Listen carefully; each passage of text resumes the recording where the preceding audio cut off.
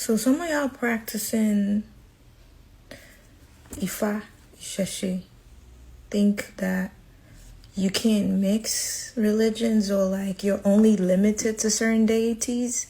That is a big, bold-faced lie. Any deity from any pantheon in this world can reach out to you and work with you. And there are several spiritualists out there, to include myself. I'm an initiated priestess in Yoruba, Isheshe. And I have had several deities who are not from Yoruba pantheon approach me. Here's feathers. I have so many feathers. I get so many feathers. Sometimes they leave them by my car. Sometimes they leave them by my door. Sometimes they leave them outside my my office. I would come out of my office at my job in Washington, D.C., and I would see feathers. Birds come to my house, like black ravens. Black ravens, yes. Sometimes I see vultures. They come. Sometimes I dream of birds. But at the same time, I am a Olokun priestess, and I'm a full initiated into the Isheshe religion, and I'm a Yoruba. I have Yoruba ancestry. My father is Yoruba. My mother is Yoruba. So it's just, I was born in America. My parents gave birth to all their kids in America. But however, I am a full-blooded Yoruba person by blood. So when you come around here and you say Lukumi is different, Santeria, Lukumi, Isheshe, Voodoo, the European witchcraft, these spirits, they see light. They see light. They don't care about your skin color. They don't care. God does not, the divine does not care about your skin color. He don't care about you being black or white. He cares about your soul. We all have spirits and we all have souls. And your soul is from God, is from the divine. We all belong to the same collective source. It's the same way water does not have a specific, water here is the same water in Africa, is the same water in Asia. The land is the same. The land is just that the makeup of the properties of the soil might be different because of the climate. But we need to learn to embrace each other.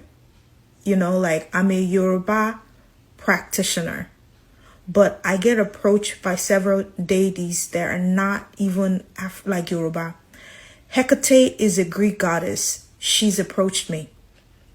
She approached me so many times that I had to just take her and put her a part of my pantheon. Lilith approached me, and after a while, it became like stalker like deity, like, and I had to take her. Lilith, Hecate. I've been approached by Egyptian gods. Yes, Anubis. Ma'at. You have like some of the kings of Egypt, like Akhenaten. Yes. And you have other gods, some Asian gods, some Indian gods. I've been approached by some of those.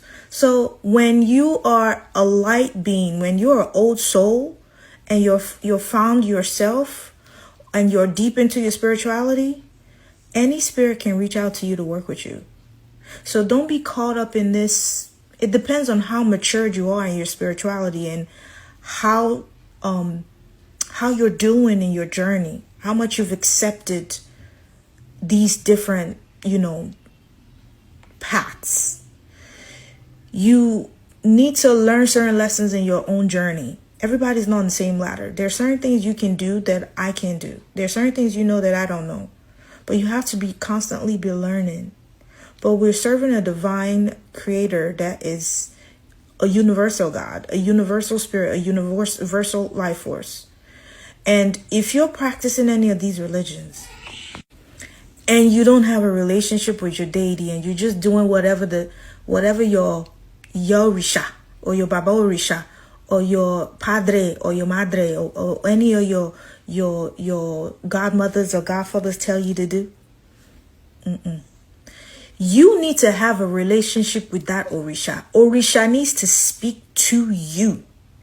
If you call yourself a son of Shango, or you call yourself a daughter of Oshun, just because someone told you from a consultation, and these deities has never reached out to you, you don't even know.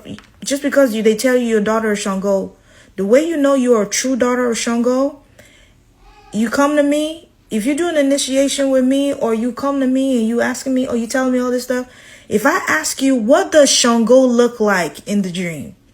Or how does Shango, because they all have personalities, how does Shango talk to you? What method does he use to talk to you? Are you clairvoyant? Are you clairaudient? Do you see visions? Do you have any spiritual gifts? If you don't have any spiritual gifts, you can't see them, you don't talk to them, they don't tell you what they like, they don't have conversations with you, then what are you doing? If you are a true initiated priest or priestess, or want to be, and you have zero spiritual gifts, don't come in my DM. You have no business initiating if you have no spiritual gifts. That's my opinion. You have no business doing initiation if you have not developed your spiritual gifts to see into the spiritual realm, to hear spirit, and to understand, to discern. Because the spiritual world, they trick people. They manipulate people. So it's not all love and like out there. If you don't have a relationship with your deity, if you call yourself an initiated priest, priestess, or you are in that line and you have no spiritual gifts, or you haven't developed your spiritual gift to be able to understand and discern, you're wasting your time. You have no business doing an initiation. You don't need to do initiation to feed Orisha. You can connect with Orisha through just an initiated priest or priestess. Give them some money to buy the offering items and make the offerings for you and pay. Or if Orisha is reaching out to you, reach out to them in nature. Go to the water, give an offering by the riverbank. Go to the crossroads, give an offering by the crossroads. If Orisha is reaching out to you directly, then ask them how they want their offering. It's not every time that a person tells you what to do with your deity. Sometimes they don't want to deal with, they want to deal with you directly. They don't want to deal with you through somebody else. I'll talk more about the Orishas and your spiritual gifts in another video.